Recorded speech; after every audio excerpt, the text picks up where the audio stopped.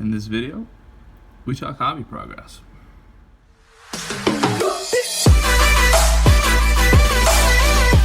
Alright, here we go. So we're still working on Mr. Salamander here. And I got the purity seal done. We did purple. And so that means pretty much this whole main body, I think, is done.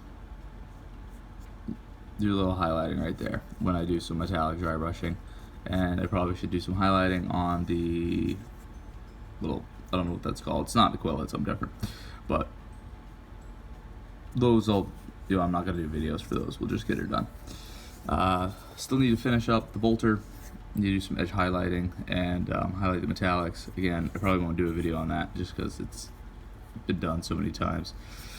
Maybe I will. We'll see. And then I need to put the water transfer on the shoulder, which I'll wait until I have it all together so I can use the pose to orient it. And then I'm going to try to do it in such a way that I don't have like the little, it's hard to see, but there's an obvious fold in there.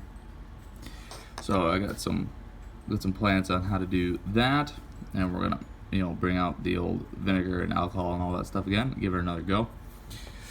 Backpack is pretty much done. I was trying to do a little heat effect and I wasn't liking how it came out, so I'm gonna give up on it, I think, this time and just move on.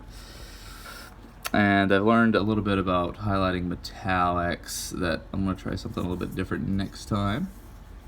Just finished up the Grayshield chapter pad. I'm happy with how it came out. I might do the panel lining different next time, or I might leave it off, but we'll see. I want to kind of see how the overall effect comes around. So that's pretty much done. So the big thing that we have to do now is paint this head.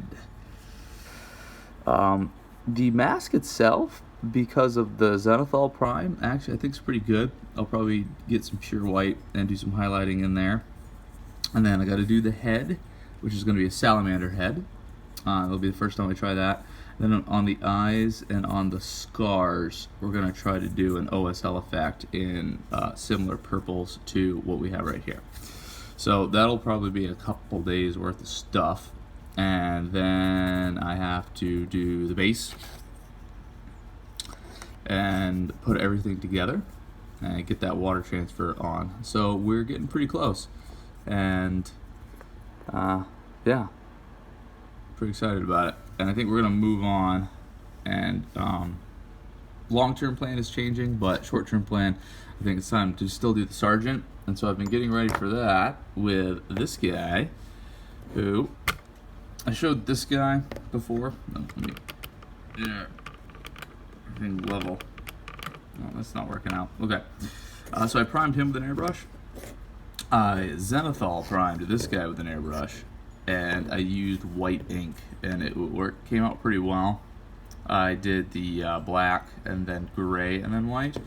And so now I'm going to take this guy, and I'm going to try to make a glaze, just like I did with this guy and this guy, where I glazed over a Zenithal to get some highlights already in the base coat. But I'm going to try to make the glaze and run it through the airbrush because, it's all mostly one color. And I've heard that, if I've read or watched on the internet or other things, that if you want to get a good vibrant yellow, to actually do an undercoat of red. So the plan is we're going to make a glaze of this Evil Sun Scarlet, so nice mid-tone red. We're going to glaze that. I'm going to try this guy as a test model, so we're going to glaze him red. And then we're going to come back and we're going to hit it with a glaze of yellow and do a coat or two over that and see what comes out. So you'll see. I'll show you. It'll be interesting. But having a lot of fun playing with this stuff. Again, I could do it without an airbrush. That's how I did these guys, and it came out great. But I have one to play around with, so we might as well give it a shot. All right, so we're going to do at least one more of these guys. And then I got a plan for the end of the month, but I'll explain all that later.